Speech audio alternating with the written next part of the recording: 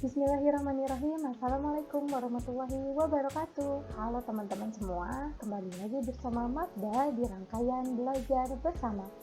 Nah, untuk belajar bersama kali ini tentang apa sih? Yuk, mari kita check it out.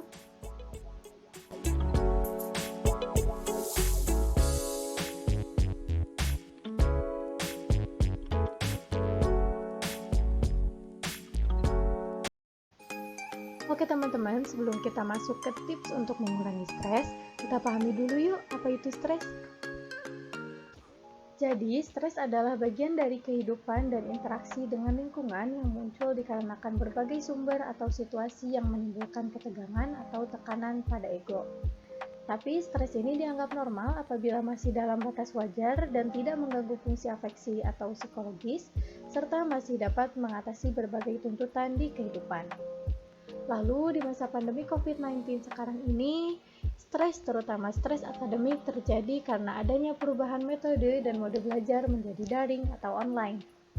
Dalam perubahan inilah kita dituntut untuk beradaptasi kembali dan pada proses adaptasi ini dapat terjadi stres yang terutama mempengaruhi akademik.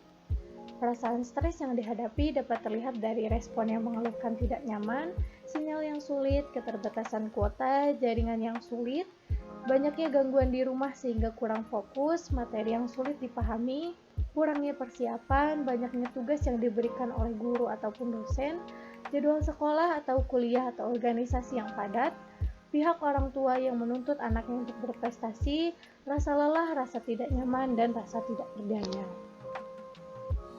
Nah, setelah itu, apa sih yang kita rasakan atau apa yang terjadi pada diri kita ketika kita sedang mengalami stres? Yang pertama gejala fisiknya dulu ya, ada sakit kepala atau pusing, lalu tidur tidak teratur ataupun susah tidur, atau ketika tidur merasa tidak enak dan tidak nyaman. Selanjutnya pola makan tidak teratur sehingga mengalami masalah pencernaan seperti diare ataupun MAH. Lalu sakit punggung, mudah lelah, serta kehilangan energi untuk belajar. Selanjutnya, gejala psikis atau gejala emosional yang ditandai dengan mudah sedih, terutama karena tuntutan akademik, lalu mudah gelisah atau cemas, dan tidak percaya diri. Tapi ada lainnya nih, seperti merasa harga diri menurun, tidak mampu melaksanakan tuntutan akademik, penurunan pada minat belajar, menjadi malas, dan juga tidak tertarik melakukan kegiatan yang biasa dilakukan, atau kegiatan yang disukai, ataupun kegiatan belajar. Pastinya kita nggak mau dong merasakan atau mengalami stres secara terus-menerus. Nah, maka dari itu kita harus melakukan sesuatu yang dinamakan dengan coping stress. Apa sih coping stress itu? Coping stress adalah upaya untuk mengatur keadaan yang penuh stres dan mencoba mengelola jarak ketika dihadapkan tuntutan dalam situasi stressful dengan tujuan untuk mengurangi stres. Yuk teman-teman, kita masuk ke tips-tips untuk mengurangi stres. Kita bisa mulai dengan melakukan hobi-hobi yang kita sukai atau biasa jalani, seperti menonton film, mendengarkan musik, membaca buku, bermain games, dan lainnya. Melakukan hobi atau hal yang kita senangi dapat membantu kita menjadi lebih bahagia, menghadirkan perasaan tenang, dan juga merasa bebas atau merasa puas. Yang kedua, dengan melakukan relaksasi seperti latihan pernafasan 4-7-8. Caranya adalah dengan menarik nafas melalui hidung selama 4 hitungan, lalu menahan nafas selama 7 hitungan, dan buang nafas dengan perlahan melalui mulut selama 8 hitungan. Lakukan hal ini berkali-kali sampai kamu merasa tenang. Relaksasi lainnya bisa dengan mediasi ataupun melakukan yoga. Makan makanan yang favorit akan meningkatkan mood, tapi jangan sampai makan yang berlebihan ya. Makannya pun harus dengan pola yang teratur. Dan ternyata ketika stres, tubuh kita ini cenderung menginginkan nutrisi tertentu loh, seperti vitamin B, vitamin C, magnesium, dan selenium.